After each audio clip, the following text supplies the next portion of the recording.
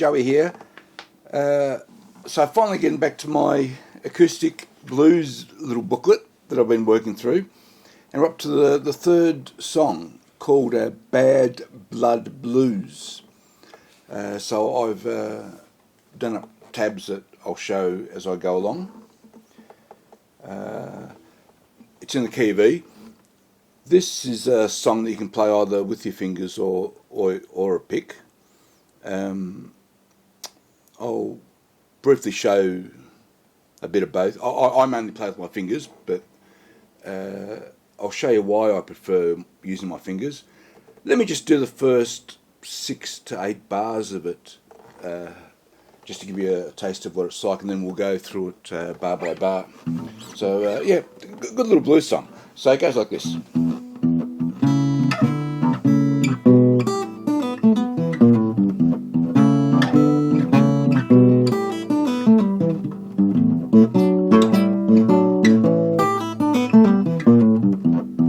Back to the E, so I went to the A, went to the E. So that's the way it goes.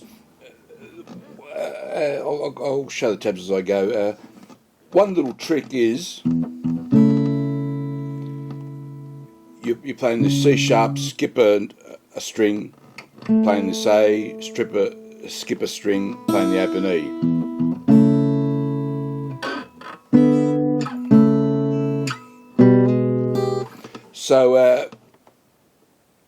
So while you're on that E chord, you're skipping 2 strings. So that makes it tricky to play with a pick, but not impossible. So if you want to play with a pick, you have to sort of dampen while you're playing that C sharp, dampen the D string, and while you're playing the A note, dampen the B string. Although because you're in the key of E and you're using an E chord, it's not a disaster if that B string is ringing.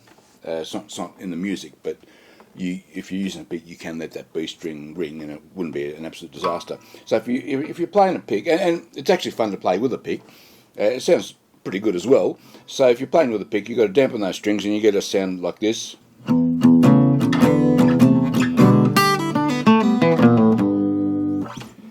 And yeah, it's not too bad. And this bit sounds pretty good actually.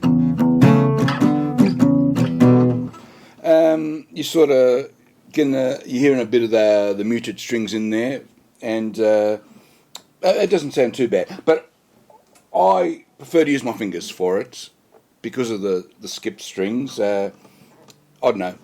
I prefer using my fingers for most acoustic blues anyway. So going through it bar by bar. So we've got this little pattern.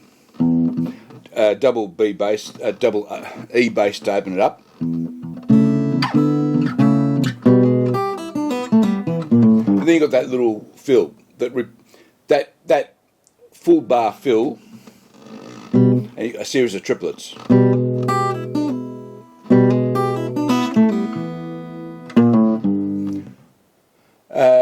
Repeats every time over the E and the A. It doesn't change at all. So that bar. As I go through the E and A bits, you'll see that bit repeated each time. So the opening 4 bars. Then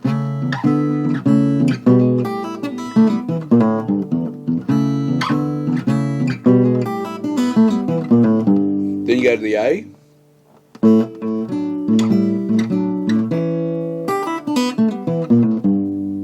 Back to the E. So at this stage we've played 8 of the 12 bars. It's a 12-bar blues. Then you got the B. So the B7 bit, put it up, changes slightly. It's a good one though. So there's your classic 7th shape. On this occasion you can actually play that open B string as well.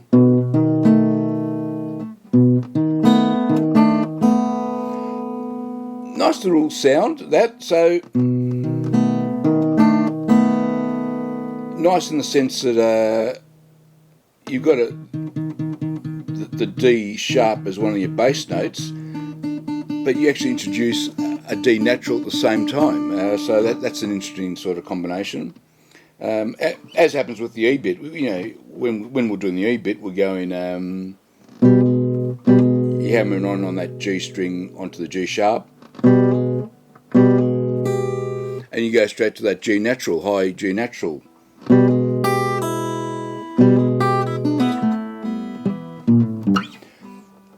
So the B7, you're doing a D natural with the D sharp, sort of similar thing happening. Then you got that little bass run there to get back from the B to the A. That fill. Now, this is a bit of a tricky bit because you've got to get up to the 12th fret, but you get a 1 beat amount of time to do it because you do the open E again, end on that partial E chord right there. Then we're on the 3rd fret, slide 3rd fret to the 4th fret. That's your turnaround, and you're back to the start.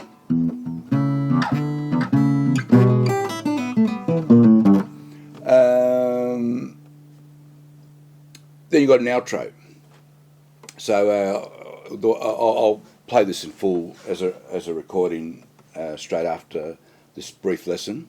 I do 2 cycles, so you can hear that turnaround twice, this bit. I use my 2nd finger there, only because I want to hear this last note before I do the change. I've got my 3rd finger on it. And then I want to quickly get my 1st finger to that 3rd fret. We do that turnaround twice, and then we've got, on the 3rd time round, we've got, as often happens, a slightly different ending. We go back to the main riff. Did this 3rd time round to end the song. Back to, but now you're hitting this open B string, C sharp, and of course the C sharp is the 6th of the E scale, and you end on an E7. I should have written E7 up there. That's you learn that B bass ring, and you're ending on the E7. So that last bar again.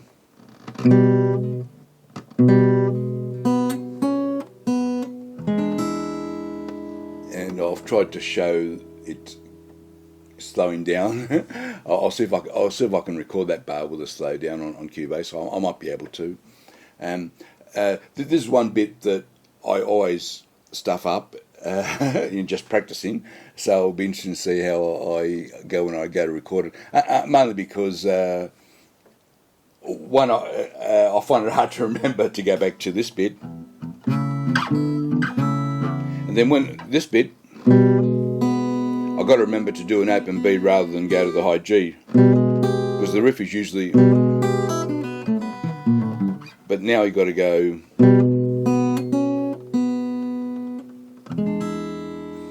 and do that relatively quickly. So yeah, I rarely get all those notes to ring out nice and clean for that ending. I'll be honest. Let's see how I go. So I do want to record it. I haven't yet. Also, one thing I didn't mention is this works nicely on electric as well. This pattern. So because I'm doing 3 cycles, I haven't recorded this yet, but I'm going to do 3 cycles. I'm thinking I'll do first and last on the acoustic, and I'll do the second on electric, and I'll show that in the video, which I'll do right now. So this is my opportunity to say thanks for watching, and let's have a go at recording this. Okay, thanks. Bye bye.